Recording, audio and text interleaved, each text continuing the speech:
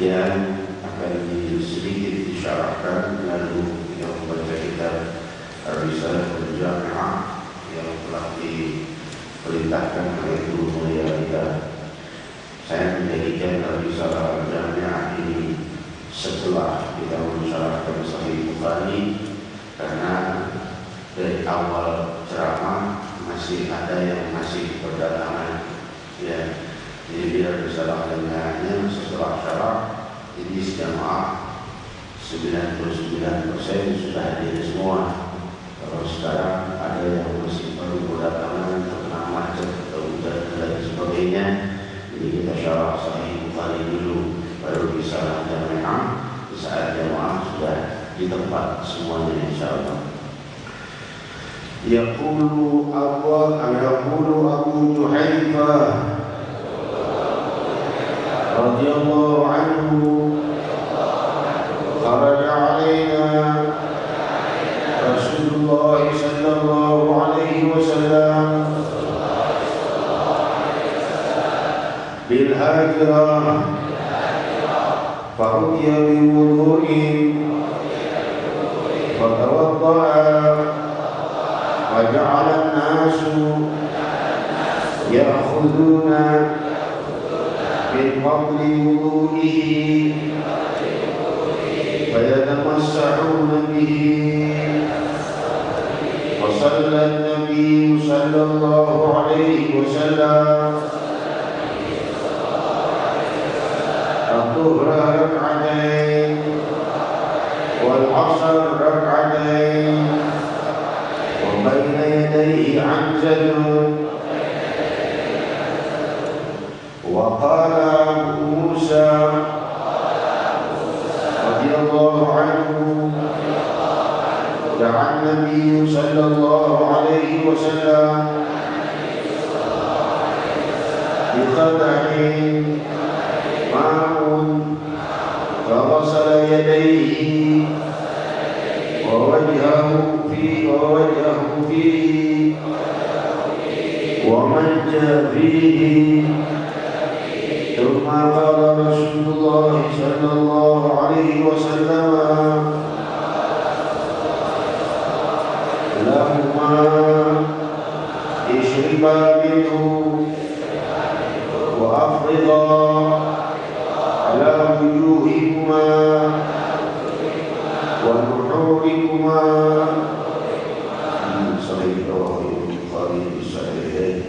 Hadirin hadirat yang dimuliakan Allah. Hamdan li Rabbin khassana bi Muhammadin wa anqadhana min dhulmatil jahli wal layajri. Alhamdulillahi alladhi hadana bi'abdihi al-mukhtar man da'ana ilayhi بالإذن وقد نادانا لبيك يا من دلنا وحدانا. صلى الله وسلم وبارك عليه وعلى آله. الحمد لله الذي جمعنا في هذا الاجتماع limpahan puji kehadirat Allah yang saat ini kita berada di hadiratnya, yang saat ini kita berada di dalam naungan kesuciannya, di dalam naungan keluhurannya, di dalam naungan kewibawaannya, di dalam naungan kekuasaannya, di dalam naungan kasih sayangnya, di dalam naungan Sang Maha Penentu masa depan kita dunia dan akhirat. Rabbul Alamin, yang mana perkumpulan seperti inilah yang akan membuka banyak gerbang-gerbang kebahagiaan dan rahmat di dunia dan di akhirat. Dan kita berlindung kepada Allah dari perkumpulan-perkumpulan yang padanya dibuat hal-hal yang dimurkai Allah.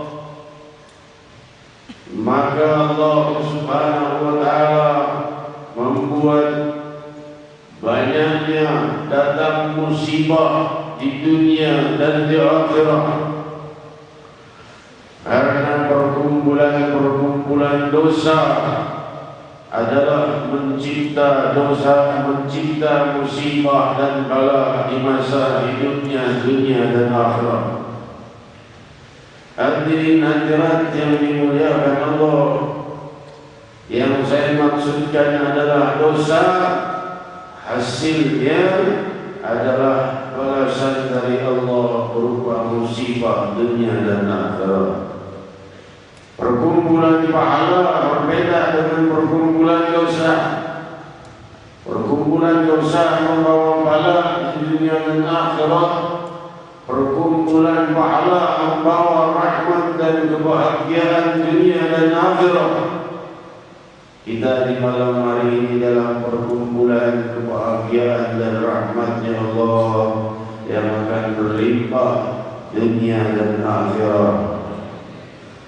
Hadirin hadirat yang dimuliakan Allah, telah kita baca riwayat dari Sayyidina Abu Juhaifah radhiyallahu anhu yang beliau mengatakan bahwa keluar kepada kami Rasulullah SAW di suatu waktu musim yang terik bil hajrah. Imam Ibn Hajar al-Asqalani di dalam Fathul Bari mengatakan bahwa makna kalimat al-hajrah di sini adalah panas terik. Demikian juga dalam Syarah Nawawi al-Sahih Muslim. Namun berbeda pendapat di antara para muhadditsin apakah ini salatul zuhur atau salatul asar. Tapi yang jelas di saat matahari sedang sangat panas. Hadirin hadirat yang dimuliakan Allah, maka dibawakan kepadanya tempat berwudu. Lalu beliau berwudu. Setelah itu orang-orang berebutan dari bejana bekas wudu beliau sallallahu alaihi wasallam dan mengusapkannya kepada dirinya, kepada anggota tubuhnya. Hadirin hadirat yang dimuliakan Allah, mengambil keberkahan dari bekas wudunya Sayyidina Muhammad sallallahu alaihi wasallam. Hadirin hadirat yang dimuliakan Allah, ini hadis mengandung makna tabarruk, makna yang banyak hadis ini. Makna tabarruk yaitu mengambil barakah dari sesuatu yang dimuliakan Allah, apakah itu berupa benda atau berupa manusia. Hal itu diperbolehkan oleh Allah Subhanahu wa taala dan merupakan sunnah Sayyidina Muhammad sallallahu alaihi wasallam, yaitu mengusap atau mengambil barakah dari benda yang dimuliakan Allah, penuh keberkahan, atau manusia yang saleh, lebih-lebih pemimpin seluruh manusia yang saleh Sayyidina Muhammad sallallahu alaihi wasallam. Hadirin hadirat yang dimuliakan Allah, mungkin kalau mengambil barakah kepada orang-orang saleh atau bekas sentuhan orang saleh kita sudah mengerti, yaitu misalnya memohonkan doa berupa air yang didoakan, atau kita disentuh dadanya atau kepalanya atau tubuhnya agar diberi ketenangan atau kesejukan atau kesembuhan dari penyakit. Semua diperbuat oleh Sayyidina Muhammad sallallahu alaihi wasallam dan diperbuat oleh para sahabat untuk mengobati bahkan orang-orang yang non-muslim. Riwayat Sahih Bukhari, para kelompok sahabat berdakwah ke tempat yang jauh sampai di tempat satu kabilah yang kesemuanya masih dalam menyembah berhala. Mereka kepala sukunya sakit, tentunya non-muslim. Maka mereka berkata, kalian ini orang-orang yang berwajah cerah, barangkali bisa mengobati kepala suku kami. Para sahabat saling pandang satu sama lain, apa yang boleh berbuat. Kalau diobati kepala sukunya sembuh, maka sangat mungkin mereka masuk Islam. Maka salah seorang sahabat membacakan surat Al-Fatihah, lalu meniupkannya ke air dan diberikan kepada kepala suku yang sakit, dan dia pun sembuh dengan izin Allah Subhanahu wa taala. Menyembuhkan dengan tiupan saja. Demikian pula perbuatan Nabi sallallahu alaihi wasallam riwayat Bukhari, ketika beliau mengobati salah seorang sahabat, beliau berkata, Bismillahirrahmanirrahim, wa bi ba'dina yashfi maridna. Demi tanah bumi kami dan demi air liur sebagian dari kami, sembuhlah yang sakit dari kami. Lalu dia menempelkan jempolnya di ujung jarinya, di lidahnya, lalu ke tanah, lalu diusapkan pada yang sakit. Demikian cara yang diperbuat Sayyidina Muhammad SAW. Dia mengucapkan, demi tanah, benar kan? Demi tanah bumi kami, demi air liur sebagian dari kami bermakna bukan hanya Rasul SAW yang diperbolehkan berbuat ini. Maka demi air liur sebagian dari kami, sembuhlah yang sakit dari kami. Maka sembuh yang sakit. Hadirin hadirat, Imam Nawawi dalam Syarah Nawawi al-Sahih Muslim menjelaskan dari sunnah Nabi SAW yang membaca Al-Ikhlas dan surat Al-Awud 3 akan tidur, lalu sedikit mengudahkannya dengan tiupan saja kepada kedua telapak tangannya dan mengusapkannya ke seluruh tubuhnya. Diajarkan oleh Rasul SAW. Maka berkata Imam Nawawi, hal itu merupakan tabarruk kepada air ludah yang baru membaca Al-Quranul Karim, mengambil barakah kepada tubuh kita, untuk tubuh kita sendiri dan juga untuk orang lain. Demikian pula Hajarul Aswad. Demikian pula Hajarul Aswad yang setiap orang umrah dan orang haji berebutan menciumnya. Riwayat Sahih Bukhari berkata Sayyidina Umar bin Khattab, kalau kau ini tidak dicium oleh Rasulullah, sungguh kau ini benar-benar, sungguh kau ini cuma batu, dia bisa membawa manfaat dan mudarat, hanya batu walau dibawa dari surga. Dia Rasul adalah batu dari surga, walau dari surga. Kalau tidak batu, tidak membawa mudarat dan manfaat. Laulah qabbalaka Rasulullah, Allah qabbalaka. Kalau bukan karena Rasulullah menciummu, aku tidak akan menciummu. Maka Sayyidina Umar menciumnya.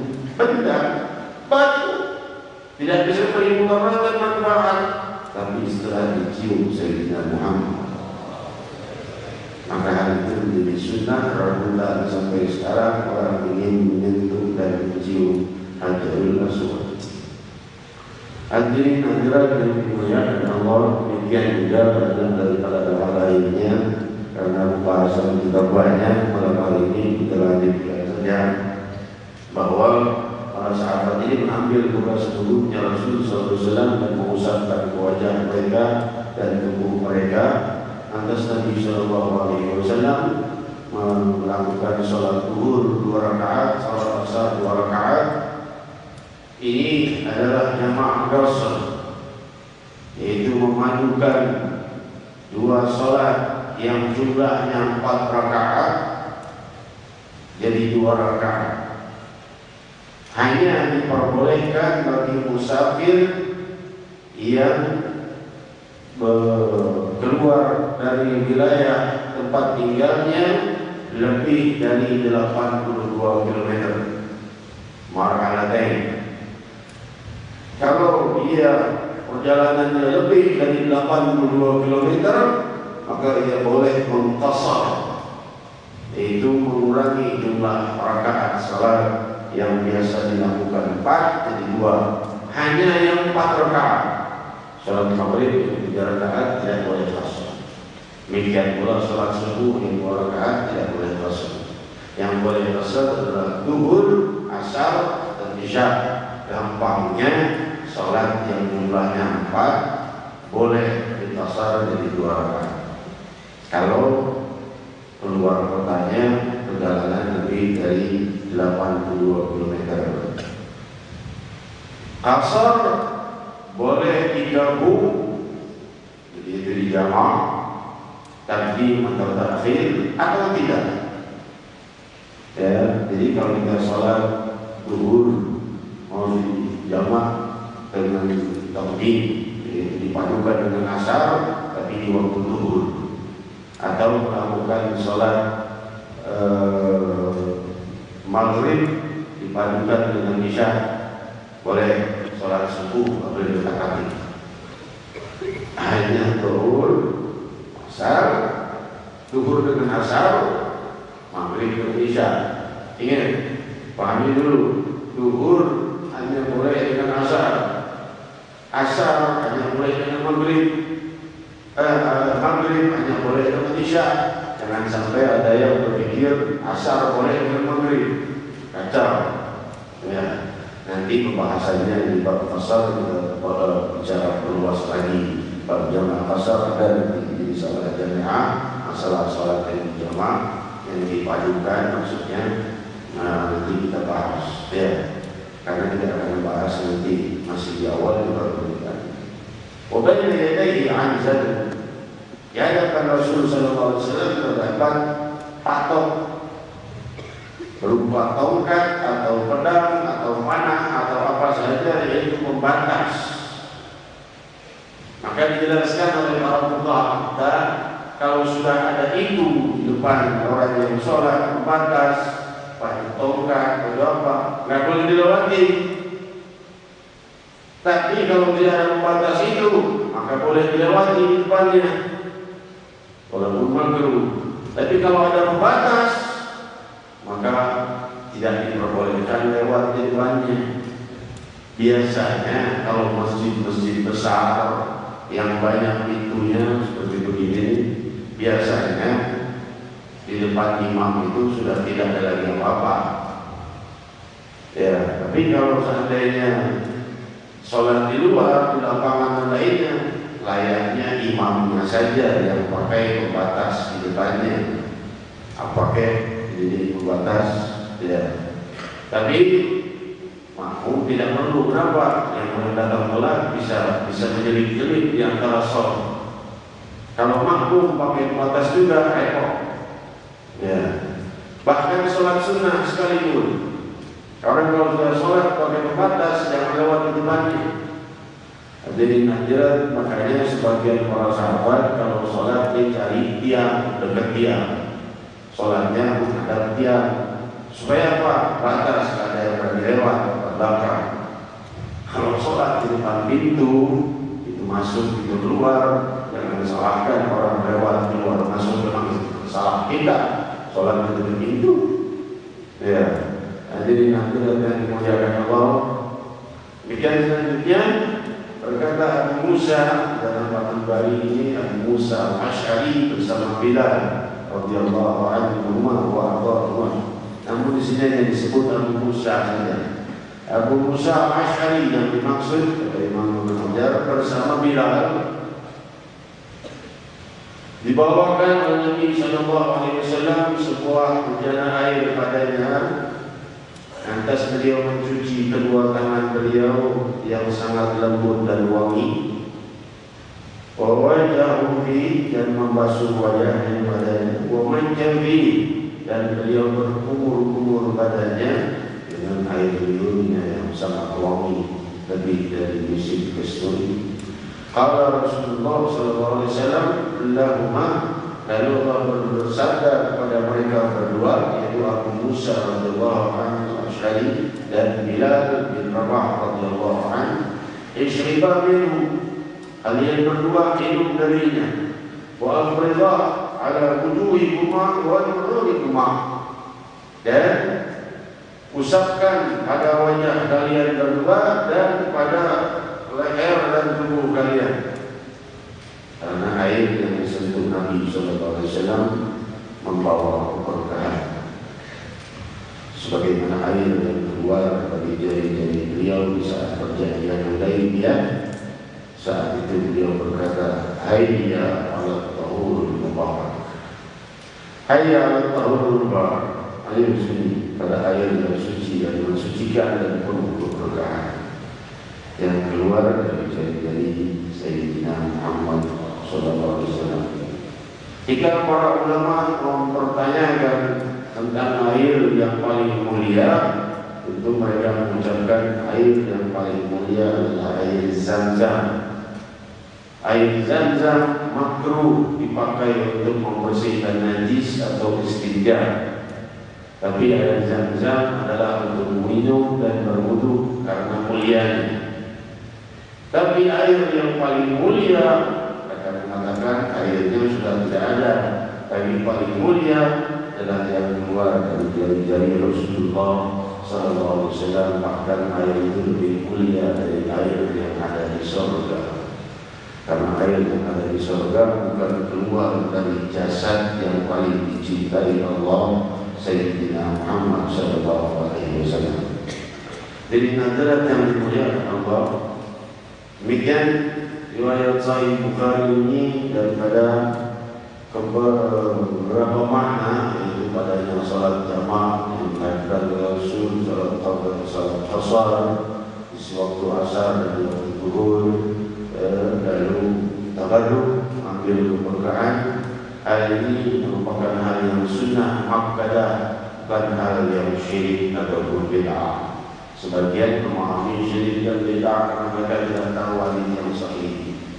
Mereka hanya membaca buku-buku saja yang membahas hal ini, bukan membuka Sahih Bukhari atau Sahih Muslim atau kitab-kitab sahih lainnya dibuka, baca sendiri satu persatu. Mereka akan tahu bahwa tabarruk, mengambil keberkahan, adalah hal yang merupakan sunnah Nabi kita Muhammad Sallallahu Alaihi Wasallam. Sayyidina Anas bin Malik radhiyallahu anhu wa Sayyidina Asma binti Abi Bakar radhiyallahu anha radhiyallahu anha, putrinya Sayyidina Abu Bakar Siddiq, istrinya Rasulullah sallallahu alaihi wasallam, seorang ummul mukminin, seorang kakak dari Sayyidatina Aisyah radhiyallahu anha. Asma binti Abi Bakar ini menyimpan jubahnya Rasul sallallahu alaihi wasallam. Dan ia darahnya didatangi para sahabat, dan dia mengobati yang sakit dengan cara memasukkan sedikit dari jubah itu ke air, lalu memeras jubahnya. Air itu dibawakan kepada yang sakit, maka air itu dibawa kesembuhan dari jubahnya Rasul sallallahu alaihi wasallam. Demikian riwayat Sahih Muslim. Hadirin selanjutnya kita meneruskan daripada kitab Risalah Jamaah yang kemarin kita sudah sebutkan daripada makna dari Bismillah Basmalah. Namun malam hari ini kita masih membahas masalah Basmalah. Ya. Hadirin hadirat yang dimuliakan Allah, Basmalah kita masih belum selesai kemarin di Selasa kemarin karena waktu. Basmalah adalah Bismillahirrahmanirrahim, maksudnya yang padanya terangkai 19 huruf. Sudah disebutkan kemarin sedemikian banyak makna dari 19 huruf ini. Namun belum sempat disebutkan, belum sempat diteruskan, masih ada lagi makna-maknanya. 19 huruf basmalah mempunyai makna juga bahwa pintu neraka berjumlah 19, dan masing-masing dijaga oleh malaikat Zabaniyah sebanyak 19 dengan dalil surat Al-Mudaththir. Ya, di saat itu hadirin hadirat berkata Sayyidina Ali bin Abi Thalib karramallahu wajhahu dalam tafsir Imam Qurtubi, bahwa berkata Sayyidina Ali bin Abi Thalib karramallahu wajhahu radhiyallahu ta'ala anhu, perindahlah seseorang sedang menulis Bismillahirrahmanirrahim, perindahlah tulisannya, maka Allah akan mengampuni dosa. Maksudnya perintah di sini adalah perintah dengan dia menikmati betapa indahnya Allah Subhanahu wa taala. Jadi perintah itu bukan perintah dilihat orang, tapi demi untuk menghormati Nabi, menghormati Allah Subhanahu wa taala, mengagungkan Allah Subhanahu wa taala, dan menuliskan goresan tangan dari tangan yang berhati cinta dan rindu pada Allah. Hiasi tulisannya maksudnya, maka kau akan diampuni oleh Allah. Hanya Bismillahirrahmanirrahim ditulis dengan cinta dan rindu pada Allah Subhanahu wa taala. Demikian ucapan Sayyidina Ali. Riwayat Imam Qurtubi dalam tafsirnya juga meriwayatkan bahwa Sayyidina Ali As-Sajjad Zainal Abidin Ibn Al-Husain Ibn Ali bin Abi Talib wa ummuhu Fatimah Az-Zahra radhiyallahu anhum ajma'in, bahwa berkata Sayyidina Ali Zainal Abidin As-Sajjad ini putra Imam Husain cucu Rasul sallallahu alaihi wasallam. Imam Husain ini tentunya adiknya Imam Hasan. Imam Husain ini adalah putranya Sayyidina Ali dan putranya Sayyidatina Fatimah Az-Zahra, ayah bundanya, ya, cucu Rasul sallallahu alaihi wasallam. Hadirin hadirat, ini anaknya Sayyidina Husain, Ali Zainal Abidin As-Sajjad alaihi ridwanullah. Berkata Sayyidina Ali Zainal Abidin, jika kalian ingin selamat dari 19 pintu neraka dan 19 malaikat zabaniyah yang memanggil-manggil nama para pendosa, maka perbanyaklah membaca Bismillahirrahmanirrahim, karena kekuatan malaikat zabaniyah ketika melemparkan penduduk neraka. Malaikat zabaniyah dalam salah satu riwayat mempunyai 70.000 tangan. Satu malaikat zabaniyah, tiap tangan dari 70.000 itu mengambil 70.000 pendosa. Dengan satu tangan 70.000 pendosa diambil oleh tangannya, dan tangannya 70.000. Sedangkan penduduk neraka itu dibesarkan oleh Allah dalam riwayat yang sahih hingga gigi geraham mereka seperti gunung-gunung Uhud. Dibesarkan oleh Allah SWT hingga tubuhnya sangat besar untuk masuk ke dalam tempat orang-orang yang hamba-hamba yang dimurkai Allah SWT. Malaikat zabaniyah ini kekuatannya tiap kali melempar dengan Bismillahirrahmanirrahim, bergerak 70.000 tangannya, mengambil 70.000 pendosa dari setiap satu tangan. Kekuatan itu dia ucapkan Bismillahirrahmanirrahim. Dan kekuatan api neraka juga berasal dari Bismillahirrahmanirrahim. Maka kalian perbanyak ucapan itu, kalian akan selamat dari panggilan malaikat zabaniyah dan juga dari kekuatan api neraka. Inilah hamba-hamba yang ketika melintasi jembatan Sirat, maka api neraka Jahannam berteriak, "Murru ya ibadallah, tahriqi nurak." Lewat segera wahai hamba-hamba Allah yang mulia. Mereka melintas panggilan kilat cepatnya. Lewatlah segera, melintaslah, cahaya kalian membakar aku, kata api neraka. Cahaya mereka membakar api neraka. Maka mereka diperintahkan oleh neraka dan berdoa, cepat, cahaya kalian membakar aku. Cahaya apa? Cahaya sunnah Sayyidina Muhammad, cahaya tuntunan Sayyidina Muhammad, cahaya sujud, cahaya ruku, cahaya ibadah yang terindah dari semua ibadah, yaitu cahaya salat. Yang cahaya salat itu diawali dengan Bismillahirrahmanirrahim. Hadirin hadirat yang dimuliakan Allah, maka cahaya itu membuat api neraka yang malah ketakutan.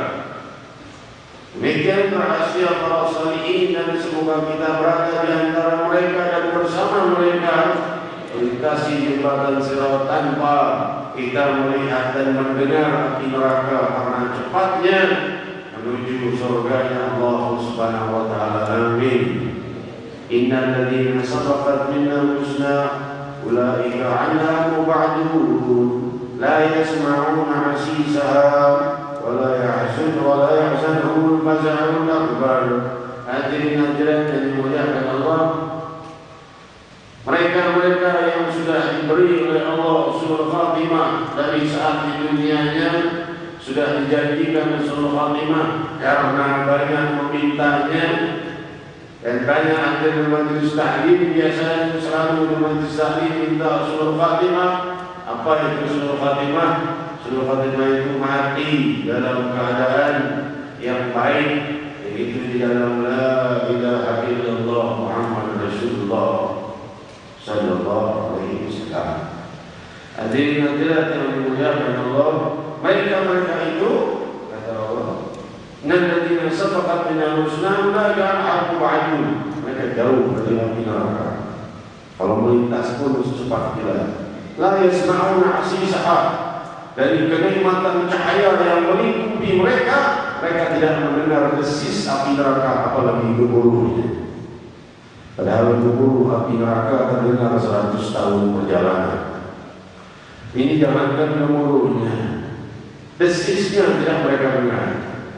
Siapa kalau bukan orang-orang yang mencintai Allah dan mencintai Sayyidina Muhammad SAW.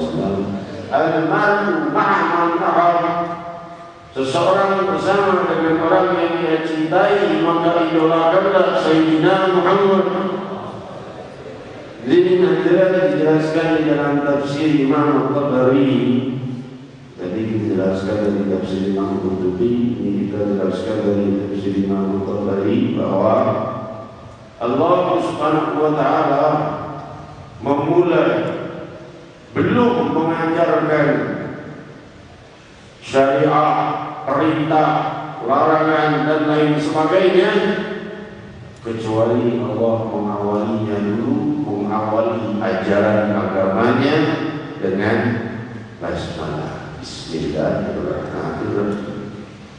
Allah awali itu, setelah itu baru kenali mana yang halal, mana yang haram, mana surga, mana neraka, dan segala sifatnya dan bentuknya. Syariat yang mendalam, kesemua itu ajaran Allah. Allah memulainya dengan Bismillahirrahmanirrahim.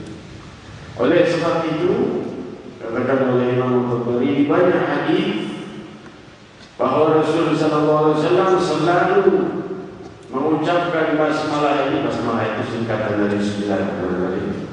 Mengucapkan basmalah itu dalam setiap gerak-geriknya. Berdiri Bismillah, duduk Bismillah, makan Bismillah, tidur Bismillah, selesai keluar Bismillah, pulang Bismillah, ambil sesuatu Bismillah, semuanya Bismillahirrahmanirrahim. Bismillahirrahmanirrahim, kecuali punya perbuatan maksiat jangan berbuat dengan basmalah. Selain itu selalulah berbasmalah. Karena orang yang terus membaca Bismillahirrahmanirrahim, maka ia mengawali ibadah atau perbuatannya dengan hal yang diridhai Allah, dengan nama Allah. Maka terikat kepada keridhaan Allah perbuatannya, karena dia awali dengan Bismillahirrahmanirrahim. Artinya yang dimuliakan Allah, dengan makna yang lebih mendalam, bahwa selayaknya setiap orang tidak berbuat sesuatu kecuali dengan basmalah, seakan dia berkata, aku tidak memulai sesuatu perbuatan kecuali dengan namamu. Awal dari segala perbuatanku selalu dengan namamu ya Allah. Maka jangan kami sampai kami lupa, beri kami ingatan yang kuat untuk selalu mengucap namamu dalam segala sesuatu perbuatan. Maka semua perbuatan kita terikat di dalam keridhaan Allah.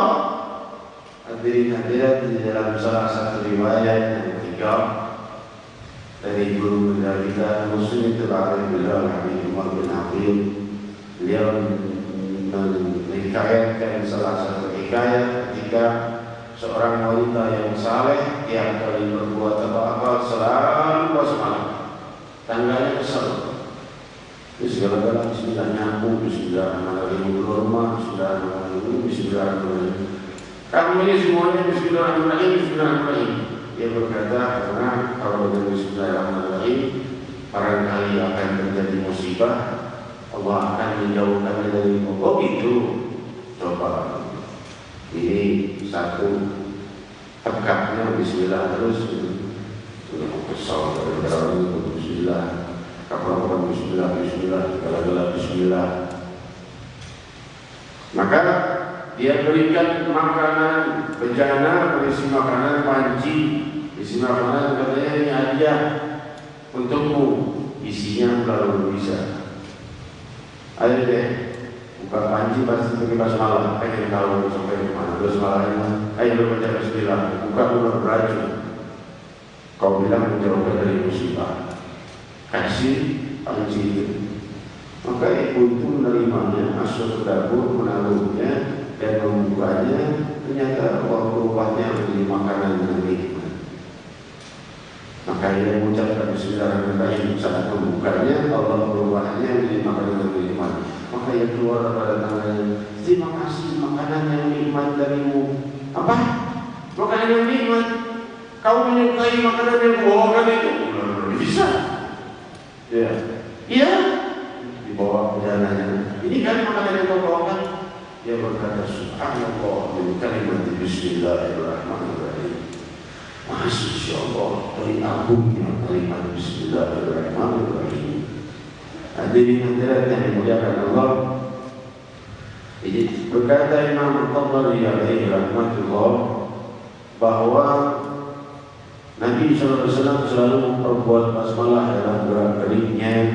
Maka layak kita dalam segala gerak-gerik selain maksiat selalu mengucap basmalah. Maka perbuatan yang harusnya tidak ada pahalanya jadi berpahala. Buka panci itu kan bukan hal yang sunnah atau hal yang membawa pahala. Mubah saja, pindahkan bantal atau mengangkat sesuatu. Tapi kalau pakai bismillah, terikat pada keridhaan Allah, terikat pada nama Allah, pada keridhaan Allah. Hadirin hadirat, semoga Allah melimpahi kita cahaya kehidupan. Bismillahirrahmanirrahim.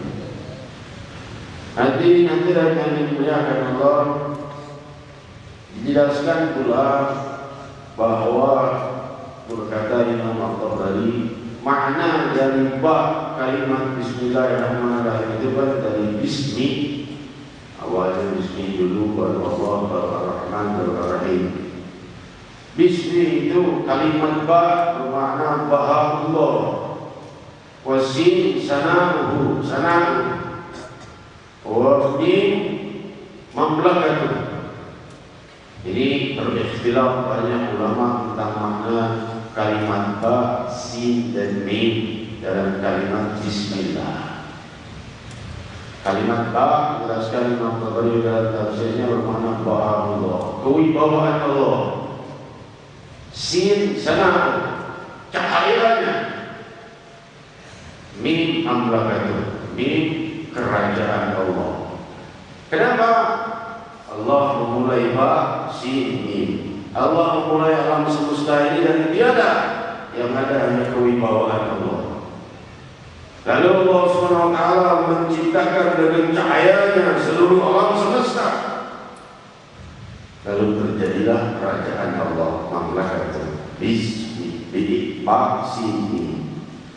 Bahaullah, sana'u, mamlakatuh, mim, mamlakatuh, sin, sana'u, ba, bahaullah. Keagungan Allah, kebesaran Allah, kemuliaan Allah, keluhuran Allah, lalu cahaya Allah Subhanahu wa taala, lalu kerajaan Allah Subhanahu wa taala. Ini aturan terjadinya alam semesta dari tiada dipadu oleh Allah dalam makna kalimat bismi, baru berhadapan dengan Rabbul Jalal Allah. Hadirin hadirat yang dimuliakan Allah, demikian sebagian dari rahasia kemuliaan kalimat bismillah. Kalimat bismillah kita jelaskan maknanya, rahasia keagungan Allah, membahnya bahwa Allah sin sana'u mim mamlakatuh. Terjadilah itu semua dengan kehendak Allah Subhanahu wa taala dan berawal dari nama Allah dengan makna dengan nama Allah. atau demi nama Allah atau nama Allah waktunya ziyadah saja. Seperti kita jelaskan pada malam Selasa lalu. Hadirin hadirat yang dimuliakan Allah, demikian sebagian daripada penjelasan tentang Bismillahirrahmanirrahim. Kita masih belum selesai, masih kita akan membahas tentang makna lafzul jalal sedikit malam Selasa yang akan datang insyaallah dan Ar-Rahman-Ar-Rahim. Waktu kita sempit, hadirin saya tidak melebar karena ada beberapa pembahasan lain yang akan kita bahas. Yang pertama kita mendoakan kesembuhan untuk Bapak Musono Suhendar, usia 63 tahun, terkena stroke hingga pecah salah satu daripada sel otaknya. Maka dirawat di RSCM, semoga dilimpahi kesembuhan oleh Allah Subhanahu wa taala, dan semoga Allah menghidupkan kembali dan menggantikan sel-sel baru yang terpecahkan itu dan membuatnya bisa kembali hidup seperti sedia kala, sehat walafiat dan penuh dengan bimbingan kasih sayang Allah. Juga kita doakan semua kerabat, sahabat, bahkan kita yang sedang sakit, semoga Allah beri kesembuhan. Sakit yang zahir dan sakit yang batin.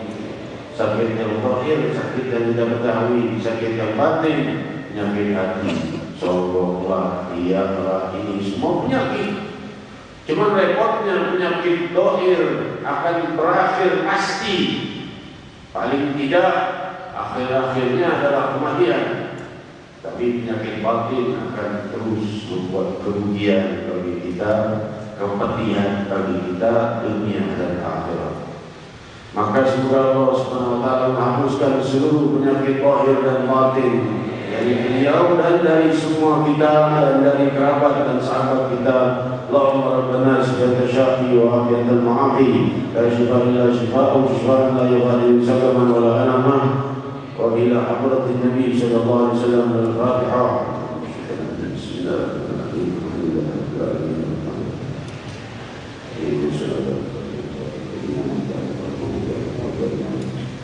Kita doakan juga hajat Bapak Haji Ashraf Ali, punya hajat yang mulia, semoga dikabulkan hajatnya.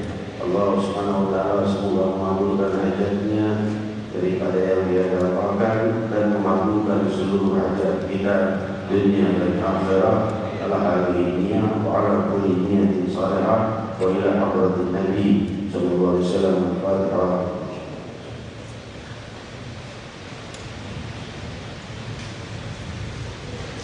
Selanjutnya saya ucapkan mohon maaf untuk saudari Abdul Rahim dan saudara Abdul Aziz dari Cirebon yang silaturahmi ke markas pusat Indonesia seluruh di Palembang saya dan tidak bisa jumpa tadi. Mungkin beliau hadir malam ini, mereka semoga dilimpahi rahmat dan keberkahan Allah Subhanahu wa taala. Selanjutnya pertanyaan tentang mengucapkan selamat hari Natal. Apakah diperbolehkan bagi muslimin? Sudah saya jawab minggu kemarin, tapi sebagian mungkin belum dengar. Dan ini juga streaming website www.rasulullah.org disaksikan banyak orang di luar kota dan di luar negeri. Pertanyaan ini jawabannya adalah tidak haram secara mutlak. Kembali kepada niat kita. Kalau niat kita mengucapkan selamat hari Natal itu adalah niat selamat hari lahirnya Isa bin Maryam, maka hal itu boleh. Karena Allah telah berfirman ucapan Nabi Isa ketika masih bayi, Assalamu alayya yawma wulidtu wa yawma amutu wa yawma ub'atsu hayya. Salam sejahtera di hari lahirku, di hari wafatku, dan di hari aku dibangkitkan. Maka mengucapkan selamat hari Natal jika niatnya selamat hari lahir Nabi Isa, bukan Tuhan Yesus, bukan, karena kita tidak berakidah non-muslim, kita muslimin. kita menganggap Isa bin Maryam adalah Nabi dari para Nabi dan Rasul dari para Rasulnya Allah. Selamat hari kelahiran Nabi Isa, maka boleh-boleh saja, walaupun kalimat yang diucapkan Natal. Tapi sebagian orang mengatakan 25 Desember itu bukan kelahiran Nabi Isa, itu dibuat oleh apa Kaisar Romawi dan lain sebagainya. Lepas dari itu semua, kita boleh mengucapkan selamat hari kelahiran semua para Nabi dan Rasul di hari manapun dan kapanpun. Selamat hari lahir Nabi Ibrahim berapa tahun, lebih lagi hari lahir Nabi Sayyidina Muhammad SAW 12 Rabiul Awal. Hadirin hadirat yang akan datang insyaallah. Ini pertanyaan jawabannya begitu. Kalau jawabannya untuk selamat hari Natal menghormati Nabi yang dianggap putra Tuhan, maka hal ini haram hukumnya. Tapi kalau niatnya mengucapkan selamat hari Natal kepada Muslim atau non Muslim dengan niat selamat hari kelahiran Isa bin Maryam, maka itu boleh saja. Ini sudah dibahas oleh guru mulia kita 2 tahun yang lalu di Senayan. 3 tahun, 2 tahun yang lalu. 2 tahun yang lalu ya, waktu di Senayan. Lihat seginya, DVD-nya ada tahun 2010 ya, 31 Desember tahun 2010. Beliau menyampaikan hal itu. Cuma saya mengulangi saja karena masih banyak yang nanya. Lalu selanjutnya hal yang merupakan perlu kita perjelas dan kita hindari adalah kita bukan Muslim. Kita Muslimin yang banyak kita hindari walau hal yang remeh adalah trompet tahun baru. Jauhkan dari kita dan dari anak-anak kita, dari keluarga kita, dari kerabat kita. Kenapa? Karena kalau Muslim meniupnya itu tanda kemenangan non-Muslim atas orang Muslim. Tanda kekalahan iman kita dengan memuliakan hal yang dimuliakan oleh orang-orang yang tidak menyembah Allah. Maka itu merupakan hal sama saja kita meniupkan trompet dan Allah Maha mendengarnya, dia memuliakan hal yang kuhinakan. Kelak orang-orang akan ditunjukkan di muka bumi di padang mahsyar, dipanggil oleh Allah nama-nama mereka dan malaikat berkata, mereka diangkat lebih tinggi. Malaikat berkata, inilah wujud, ini wajah-wajahnya orang-orang yang memuliakan apa yang dihinakan Allah dan menghinakan apa yang dimuliakan Allah. Berjatuhan kulit wajahnya dari malunya di hadapan Allah dan di hadapan para mahsyar. Jauhkan dari anak-anak kita, dari keluarga kita. Dengan trompet kemudian panggil pada trompetnya, sini Pak, bakar semuanya terbayar. Kalau mau gitu, jangan jadi bukan trompet, saya nggak ngerti. Kalau mau Islam pelan-pelan, tapi jangan jadi benci Islam. Kalau trompet banyak Muslim kita. Padahal yang merayakannya non-Muslim merayakan, silakan saja. Kita Muslimin bukan waktunya. Ada yang punya waktu takbiran, malam Fitri, malam Idul Adha, lain. Demikian yang hadirat dan dimuliakan Allah. Namun malam itu tentunya zikir kita insyaallah malam Selasa yang akan datang di Monas insyaallah. Dan tidak ada perubahan. Sudah dikeluarkan izinnya dari Polda Metro dan juga dari wali kota. Dan jadi tidak ada masalah.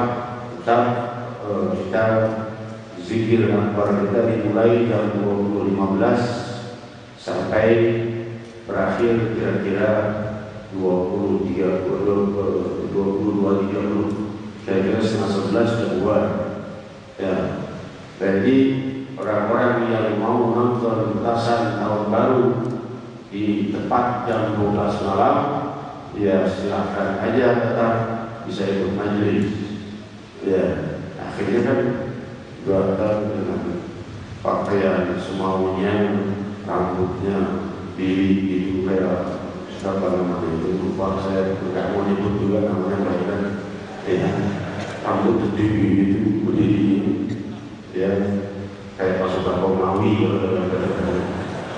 merah, putih, hijau, kayak ayam itu merah doang. Datang lihat panggung, wah, ini panggung nih, pasti panggung hiburan, duduk, zikir ya Allah 1000 kali.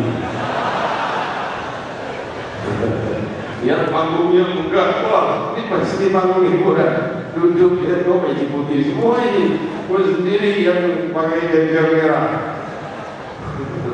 Jadi nanti kalau duduk terjebak di majelis zikir mau keluar, orang beratusan ribu di situ. Lalu udah duduk dengerin, lihat trailernya. Ada beberapa saudara-saudara kita yang menggunakan pakaian awam dan tidak mengerti hadir majelis, bingung wajahnya saat hadir di majelis zikir, dan air mata mereka mengalir saat menyebut nama Allah. Itu sungguh hal yang sangat agung di akhirat dan layak kita untuk melestarikan zikir ini. Jadi sebagaimana ucapan Bapak Menteri Sekretaris Negara mengucapkan bahwa betul hari ini bagus didukung penuh. Kenapa? Karena muda-mudi ratusan ribu yang kumpul, rata-rata pemuda-pemudi. Ini kalau dilepas ratusan ribu, mana kalinya? Kalau bukannya di jalanan, akhirnya trek-trekan, akhirnya mabuk-mabukan. Malam itu malam paling banyak yang berzinahan, malam paling banyak perjudian, malam paling banyak minuman keras dikonsumsi oleh muslimin umat Nabi Muhammad SAW. Yang non-muslim mereka tidak wajib bagi mereka berdasarkan syariat.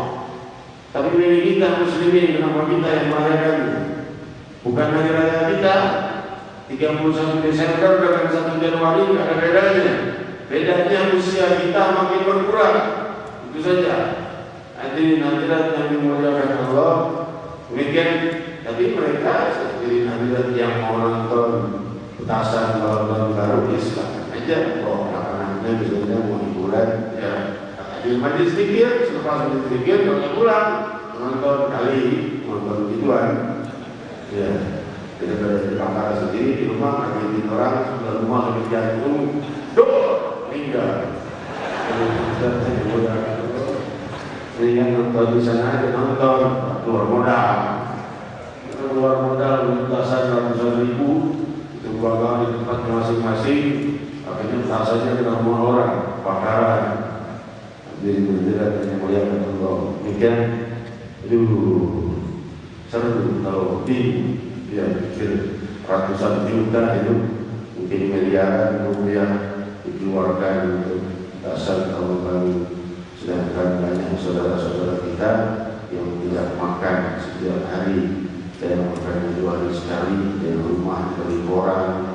Ada wanita-wanita tukang sampah, sejak selesai sholat subuh dari sampah, hidupnya dari sampah, makanannya dari sampah. Hadirin hadirat yang dimuliakan Allah, ratusan juta bahkan miliaran mungkin dikeluarkan hanya untuk pemandangan yang indah. Pandangan mata doang. Kalau mata buta atau mata ditutup tidak lihat.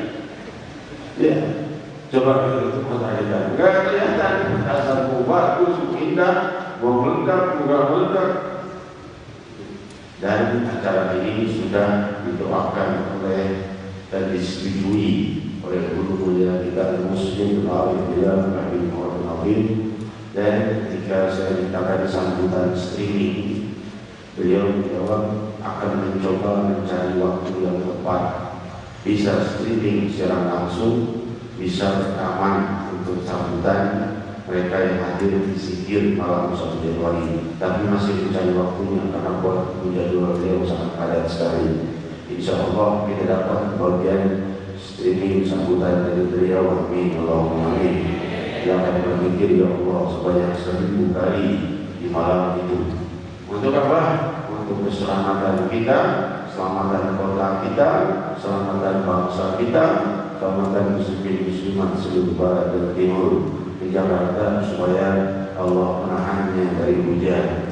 Ya, kalau ada yang bilang walau dewa pun tak bisa mengatasi banjir yang ini, Allah Subhanahu wa ta'ala mampu menahan air hujan. dan menahan banjir.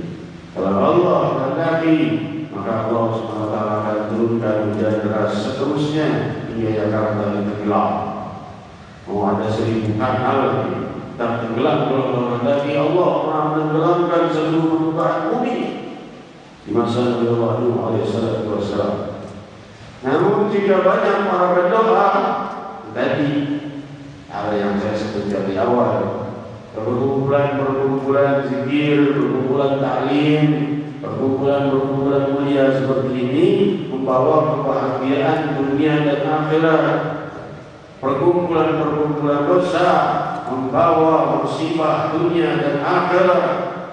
Maka oleh sebab itu kita tidak usah ribut mereka yang mau merayakan malam tahun baru seperti wasiat guru mulia kita 2 tahun yang lalu. Mereka yang dalam kemaksiatan coba nasihati dengan kelembutan. Jika mereka tidak kita kenali, maka cukup sapa mereka dengan ramah. Sapaan itu akan menjadi pedang yang menusuk hatinya, membuat dia malu. Orang pakai peci, orang pakai pakaian Islami, mengucapkan salam kepadanya, sedangkan dia sedang dalam keadaan dosa. Banyak orang yang seperti itu. Ya, orang yang tobat karena diperbuati baik oleh orang yang baik. Ya, banyak sekali orang yang bertobat sebab itu, karena perbuatan baik orang lain bahkan hanya sekedar melihat. Misalnya dia lagi judi, lewat orang pakaian Islami mengaji, dia lihat ya Allah, terpukul hatinya. Maksiat ini haram, itu orang ngaji, masya Allah, pengen kayak dia. Tuh, keinginan tobat terbit di hatinya. Kena disapa, tinggal hatinya, udah di majelis. Makanya dia bergerak. Hadirin hadirat yang terakhir, tabligh akbar malam Ahad depan adalah di markas pusat Majelis Rasulullah SAW, Malam Jumat.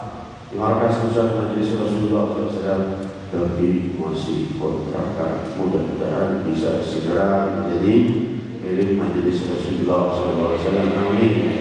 Dari situ kita mulai ziarah yang tertib dan aman. Saya ucapkan selamat dan juga terima kasih kepada aparat keamanan dari Polsek Pancoran yang turut mengamankan acara ini, dan juga para ulama, para sepuh, para habaib, para guru-guru kita, hadirin hadirat, dan semua pemirsa yang menyaksikan langsung acara ini di streaming website www.majelisrasulullah.org. Kesemuanya semoga dalam rahmat dan kebahagiaan Allah Subhanahu wa taala tidak berpikir memanggil namanya yang penuh dengan keluhuran, penuh dengan rahmat, dan siap melimpahkannya setiap waktu, siang dan malam. Maha memiliki masa dan zaman, Maha memiliki waktu dan tempat, Maha memiliki masa depan kita, dan Maha menentukannya dunia dan akhirat. Pemilik neraka dan pemilik surga, pemilik ketentuan yang pasti bagi yang dikehendakinya untuk masuk ke dalam surga. Faqulu jami'an ya Allah, ya Allah.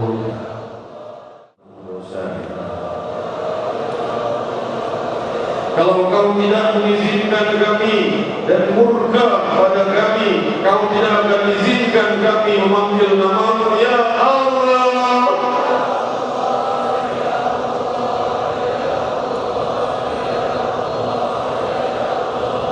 Allah Subhanahu wa taala berfirman dalam hadis qudsi, ya Adam, innaka ma da'awtani wa rajawtani ghafartu laka ala ma kana minka fala ubali. Ya ibn Adam, law balagat dhunubuka anam as-sama' thumma astaghfartani ghafartu lak. Diriwayatkan dalam Musnad Imam Ahmad. Allah berfirman dalam hadis qudsi, wahai keturunan Adam, jika kau berharap kepadaku dan memohon kepadaku, manggil nama Allah, menyeru Allah, melibatkan seluruh hajatnya pada Allah, maka ku ampuni dosa kalian tanpa kuperdulikan lagi.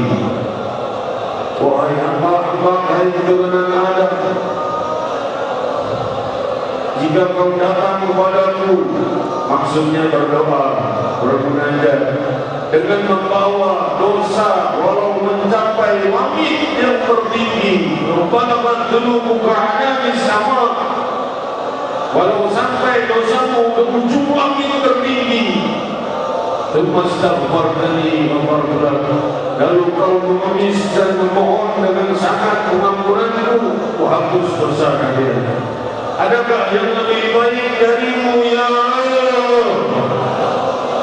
Ya Allah, tiada yang lebih baik darimu.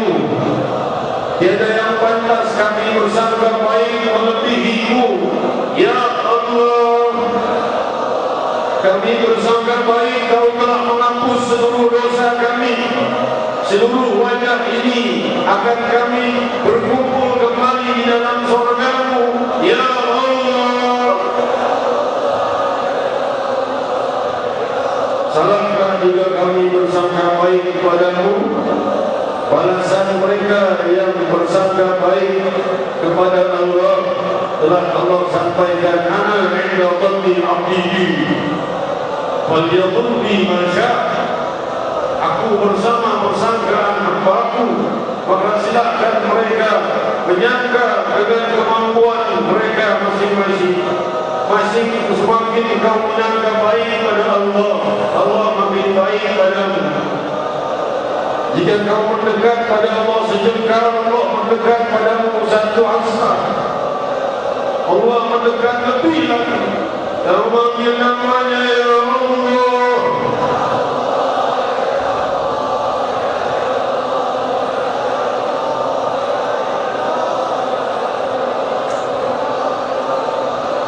Wa in dzakarani fi nafsihi dzakartuhu fi nafsi, wa in dzakarani fi mala'in dzakartuhu fi mala'in khairun minhu.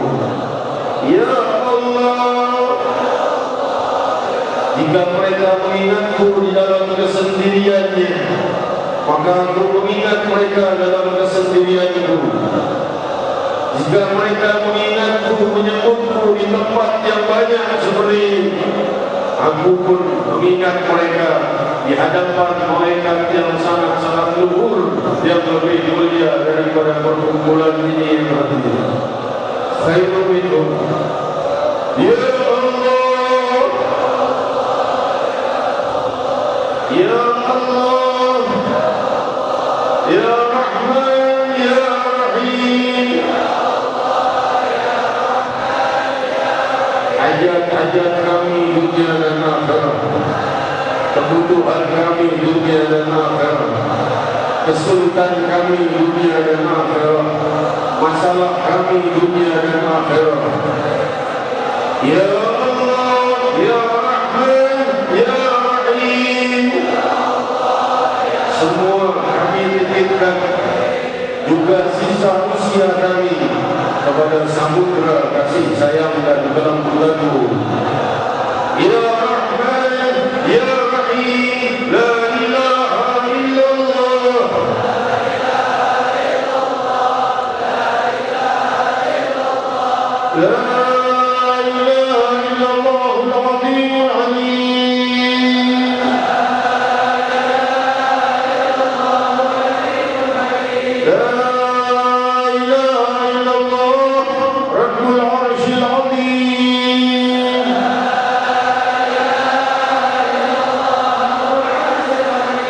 la ilaha illallah rabbus samawati wa rabbul ardi wa rabbul arshil karim.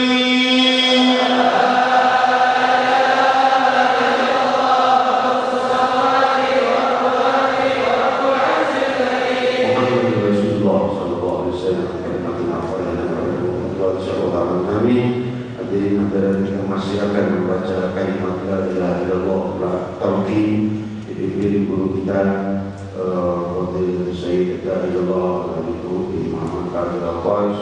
Kenapa sih la ilaha illallah lagi, la ilaha illallah lagi, la ilaha illallah?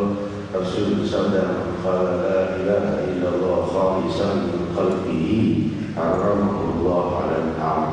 Barang siapa yang mengucap la ilaha illallah ikhlas dari hatinya, Allah haramkan dia dari api neraka.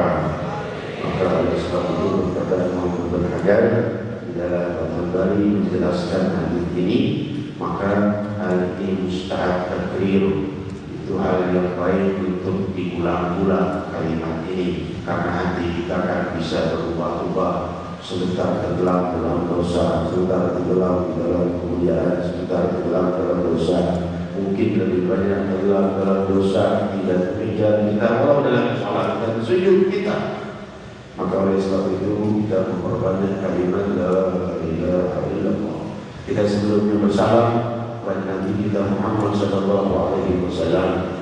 Menjadi ajaran demikian yang diajarkan oleh Allah. Allah ajarkan dalam tahiyat kita mengucap salam dulu kepada Rasul, baru la ilaha illallah Muhammad Rasulullah. Kenapa? Karena beliau yang mengenalkan kita la ilaha illallah Muhammad Rasulullah sallallahu alaihi wasallam. Ya Rasulullah, salamun alaik, ya Rafi'an jari wa daraji.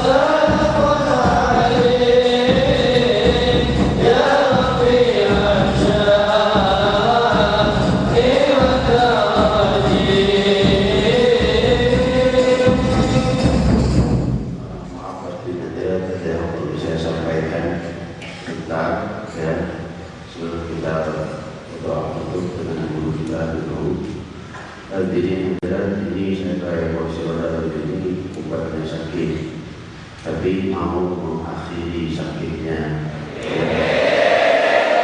Kaitannya yang di perut sudah berhenti.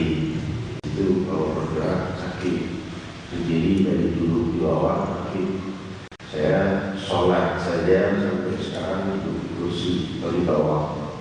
Awalnya di bawah, lupa dengan guru mulia kalau tidak bisa rukuk dan sujud, maka sholat mulai dari kursi. Saya bilang, saya lebih merasa nyaman kalau duduk di bawah, karena lebih awal rendah hati pada Allah. Beliau berkata tidak, lebih baik di kursi. Saya bilang kok lebih baik di kursi. Kemarin Oknamno beberapa 2 hari saja jumpa dengan profesor, dia ini mau cepat ini jangan sampai banyak duduk di bawah atau berdiri.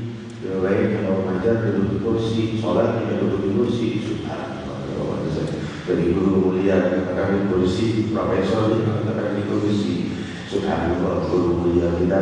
Tadi saya meneteskan dari mata, saya berkata, wahai guru mulia, saya sudah sangat banyak penyakit yang terus berdatangan. Apakah usia saya akan segera berakhir? Maka beliau berkata, usia masih panjang.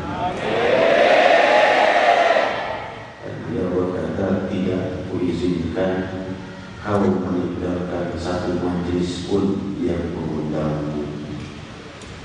Silahkan saja dalam keadaan kurang sehat, ada yang menemani siapa saja dari para dai yang menemani. Saya katakan yang sering menyampaikan saya di Jakarta bin Muhammad Al-Atas. Beliau mengatakan, nah, tapi kau harus tetap hadir semua undangan yang mengundang. Saya berpikir mustahil kalau saya sedang dalam keadaan tidak sadar, saya bisa dalam keadaan sakit, gimana saya hadir? Jawabannya berarti sembuh dan afiat. Dan amin, Allahumma amin. Mohon doanya yang saya sampaikan. Insyaallah acara malam Selasa kita sukses. Jangan lupa kalau diundang di markas pusat Majelis Rasulullah SAW, awas gak hadir. Ya. Markas pusat hadir, Anjuran, Kamunawar, tinggal. Tapi kalau hujan, hadir juga ya. Janji saya diperintah untuk tidak boleh meninggalkan satu majelis pun yang mengundang saya. Insya Allah selalu saya hadir. Jadi kalau jemaah mau datang ke markas pusat, ayo 3 semua jadwal udah tahu. Nggak mungkin lah saya berbuat demikian. Mohon maaf, hanya bercanda saja. Bagian hadirin selanjutnya kita mohonkan kalimat tauhid dan doa menutup oleh guru kita Nabi Muhammad Al-Atas. Kata Rasulullah sallallahu alaihi wasallam, "Afdalu ma kuntu ana wan nabiyyuna min qabli." La